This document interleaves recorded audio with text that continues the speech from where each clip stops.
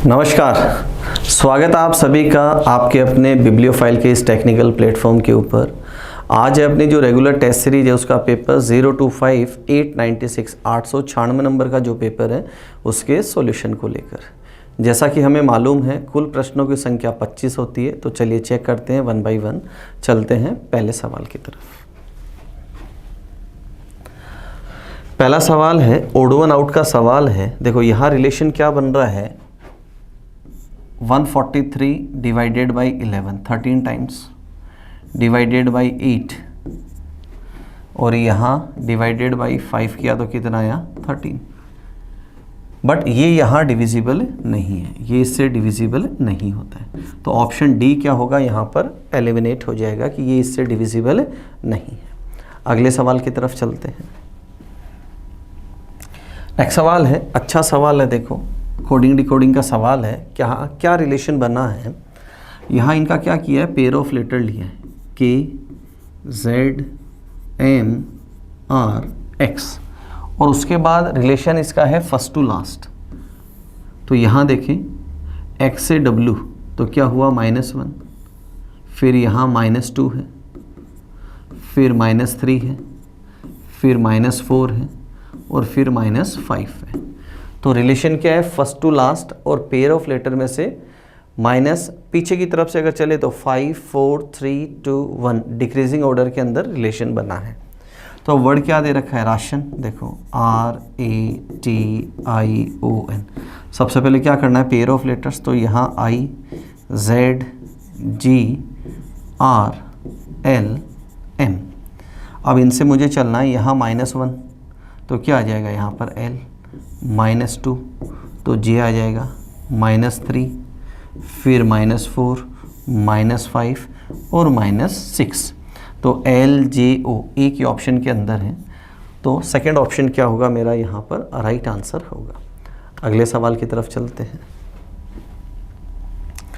Next सवाल है PWRUO का कोड है, VTQUO का कोड है और RTVOP का कोड पूछा है। अगेन कोडिंग डिकोडिंग का सवाल है। तो ये सारे लेटर्स देखो ऊपर अवेलेबल है, R यहाँ अवेलेबल है, T यहाँ अवेलेबल है, V यहाँ पर है, O दोनों तरफ है और दोनों तरफ देखो O का कोड क्या है 9 और यहाँ भी कोड क्या है 9। तो ये फिक्स कोड का सवाल है दोस्तों, फिक्स कोड का सवाल है। तो R का कोड यहाँ देखो थर्ड पोजीशन पे है, थर्ड पोजीशन पे क्या है 6, तो दो ऑप्शन तो क्या हो गए मेरे एलिमिनेट। फिर T यहाँ सेकेंड पोजीशन पे क्या दे रखा है 4, तो 6 के बाद 4, तो ऑप्शन बी क्या हो जाएगा मेरा यहाँ पर राइट आंसर होगा। अगले सवाल की तरफ चलते हैं। नेक्स्ट बोर्ड मास का सवाल है। ऑप्शंस के अकॉर्डिंग हमें चलना पड़ेगा।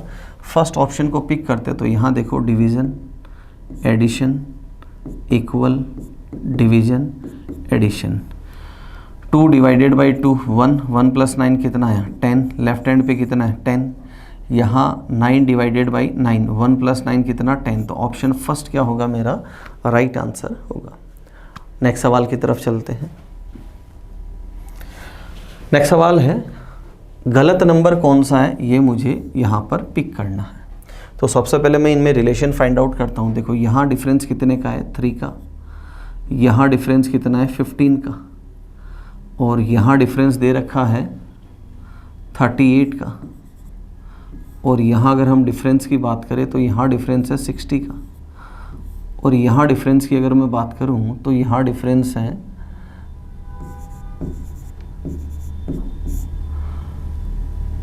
99 का। यहाँ डिफरेंस कितने का है 99 का। तो जो डिफरेंस है उसमें मुझे क्या रिलेशन दिखाई दे रहा है, सबसे पहले उसकी बात करते हैं।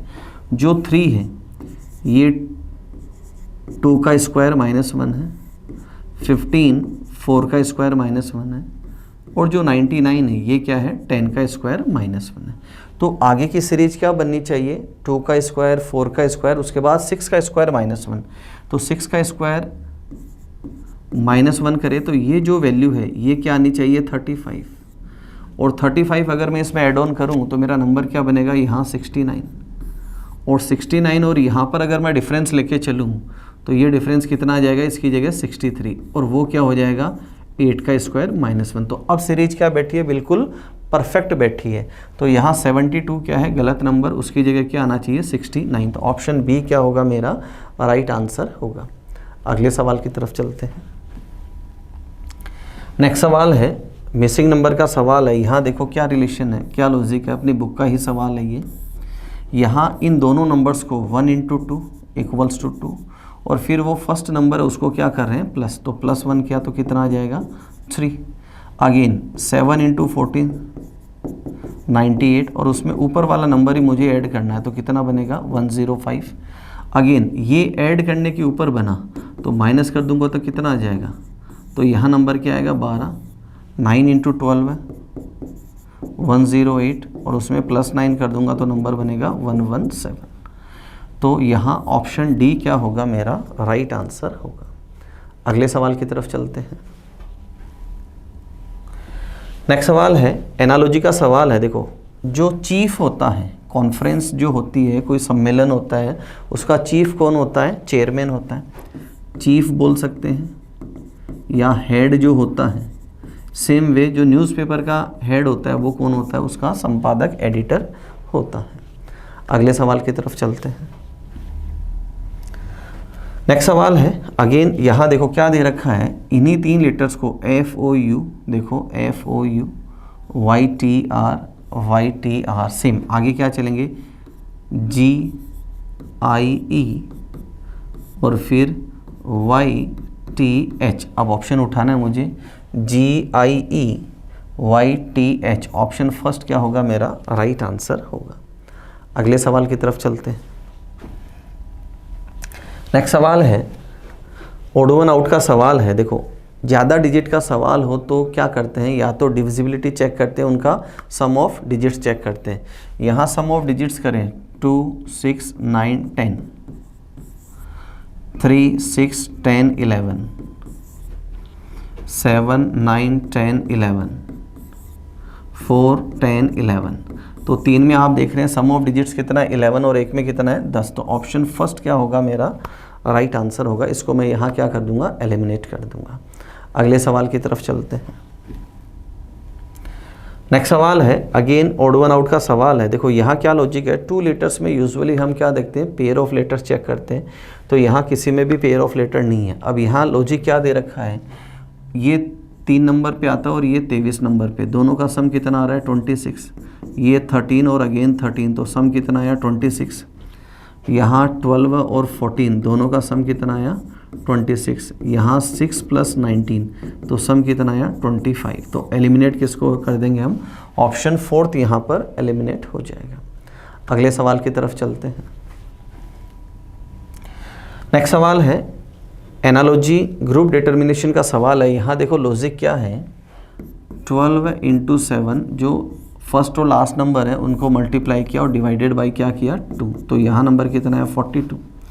अगेन 13 × 8 डिवाइडेड बाय 2 किया तो वैल्यू कितना है 52। अब मुझे एक ऐसा ही ऑप्शन देखना है, अगर यहाँ मैं डिवाइडेड बाय 2 करूँ तो ये वैल्यू नहीं आनी, यहाँ डिवाइडेड बाय 2 करूँ तो भी गलत आ रहा है, डिवाइडेड बाय 2 करूँ तो भी गलत है, डिवाइडेड बाय 2 करूँ तो बिल्कुल वैल्यू सही आ रही।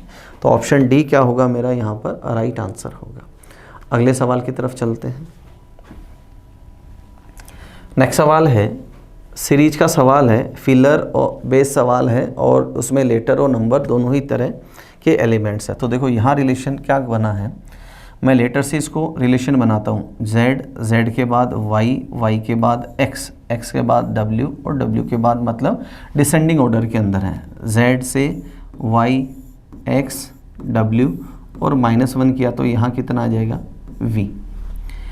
नेक्स्ट क्या दे रखा है यहाँ पर, देखो ये 25 नंबर पे है और ये 2 नंबर पे और दोनों का डिफरेंस कितना है 23। तो यहाँ देखो ये 26 है और ये 1 नंबर पे आता है, 26 और 1 डिफरेंस लिया तो कितना है 25, ये 24 और 3 निकले तो कितना आ जाएगा 21। अब यहाँ कितना है, ये दोनों आप ऐसे बोल सकते हैं पेयर ऑफ लेटर्स हैं। तो ये मेरा क्या हुआ यहाँ पर सॉल्यूशन, तो फिलर्स में आया A 21 D और उसके बाद V। तो ऑप्शन बी क्या होगा मेरा यहाँ पर राइट आंसर होगा। अगले सवाल की तरफ चलते हैं। नेक्स्ट सवाल है लेटर सीरीज का सवाल है, जब भी हम ये वैरायटी करते हैं तो या तो फर्स्ट टू फर्स्ट लेटर को कंपेयर करते हैं या फर्स्ट टू लास्ट लेटर को कंपेयर करते हुए चलते हैं। तो देखो ए बी सी और आगे क्या आएगा डी, फिर देखो जी एच आई जी, तो डी और जी एक ही ऑप्शन के अंदर अवेलेबल है। एम से एन ओ और फिर पी आना है आगे, एस से टी यू और यहाँ क्या आना है वी आना है। अगले सवाल की तरफ चलते हैं। नेक्स्ट सवाल, अगेन रॉन्ग नंबर को मुझे पिक करना है। तो फर्स्ट ऑफ ऑल मैं क्या चेक करता हूँ कि 370 से 90 कैसे बना। तो 370 का आधा कितना होता है 185 और उसमें क्या कर दिया +5, तो क्या बना 190। अब 190 से 200 कैसे बना है इंटू 1 + 10 किया। तो पहले मल्टीप्लाई किससे किया आधे से, उसके बाद किससे किया 1 से। तो अब मल्टीप्लाई किससे करेंगे 1.5 से। अब इसका 1.5 गुना कितना होता है 300। पहले कितना ऐड किया +5 फिर 10 और अब कितना आ जाएगा 15। यहाँ तक बिल्कुल सही चल रहे।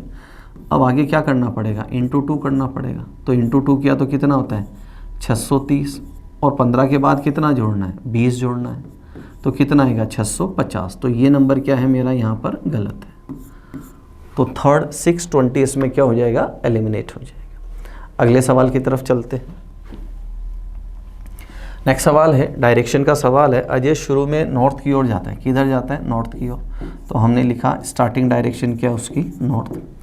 आफ्टरवर्ड्स राइट घूमता है, फिर राइट घूमता है और लेफ़्ट घूमता है। अब हमने सीखा क्या है, एक लेफ़्ट और एक राइट क्या हो जाते हैं कैंसिल आउट हो जाते हैं, जिनका कोई फ़र्क नहीं पड़ता है।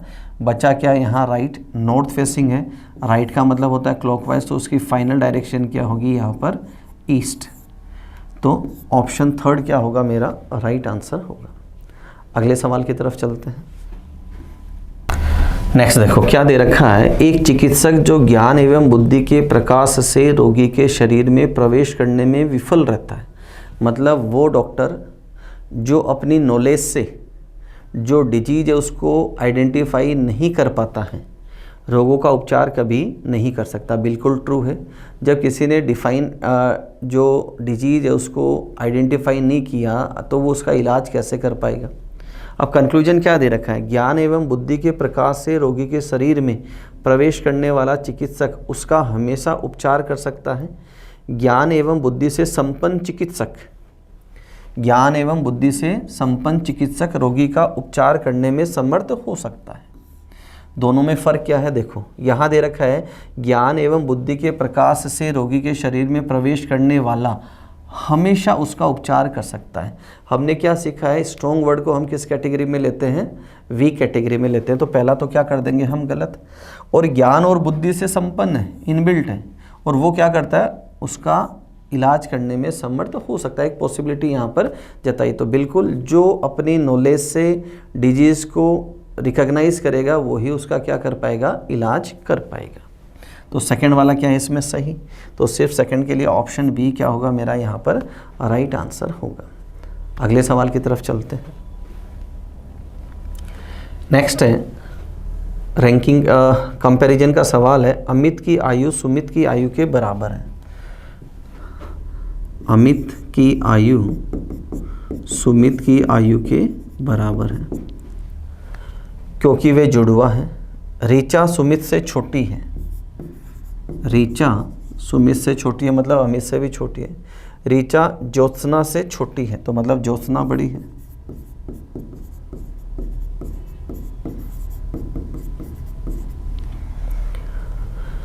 ऋचा ज्योत्सना से छोटी है लेकिन सौरभ से बड़ी है तो सौरभ इससे छोटा है। सुमित ज्योत्सना से छोटा है, सुमित ज्योत्सना से छोटा है मतलब ज्योत्सना इससे बड़ी है। यह बताइए कि इन सब में सबसे बड़ा कौन है। देखो यहाँ सबसे बड़ा कौन है ज्योत्सना और यहाँ भी सबसे बड़ा कौन है ज्योत्सना। सौरभ से छोटा कौन है, ऋचा से छोटा कौन है सौरभ। तो मोरल ऑफ द स्टोरी क्या है, सबसे बड़ा कौन है ज्योत्सना। तो ऑप्शन बी क्या होगा मेरा राइट आंसर होगा। अगले सवाल की तरफ चलते हैं। डाइस का सवाल है और हमसे पूछा है कि एल के अपोजिट क्या होगा। तो सबसे पहले हम क्या करते हैं, जो गोल्डन रूल है उसको काम में लेते हैं। और गोल्डन रूल क्या कहता है कि जो विजिबल होता है वो कभी अपोजिट नहीं होता। तो एल के अपोजिट होगा क्या नहीं, सबसे पहले उसको लेते हैं। तो एच नहीं होगा, एल के अपोजिट कौन नहीं होगा, जे भी नहीं होगा, और एल के अपोजिट कौन नहीं होगा, एम भी नहीं होगा। तो बचा कौन, के। तो ऑप्शन फर्स्ट क्या होगा मेरा राइट आंसर होगा। अगले सवाल की तरफ चलते हैं। नेक्स्ट सवाल है, हमसे पूछा है इसमें कितने स्क्वायर हैं। तो देखो काउंटिंग करते हैं। फर्स्ट ऑफ ऑल क्या करते हैं हम, जो स्ट्रेट दिखाई दे रहे हैं 1 2 3 4 एंड 5, सबसे पहले हमने कौन से लिए, सिंगल सिंगल स्क्वायर्स लिए। सिंगल सिंगल में कितना है, 5। अब इनके भीतर देखो छोटे छोटे आपको दिखाई दे रहे हैं। यहाँ देखें आप 1 2 3 एंड 4, अगेन सिंगल सिंगल हमने लिए। ये कितने हैं, 4। ये कौन से हैं, रोम्बस, और ये भी क्या है, कहीं ना कहीं स्क्वायर है।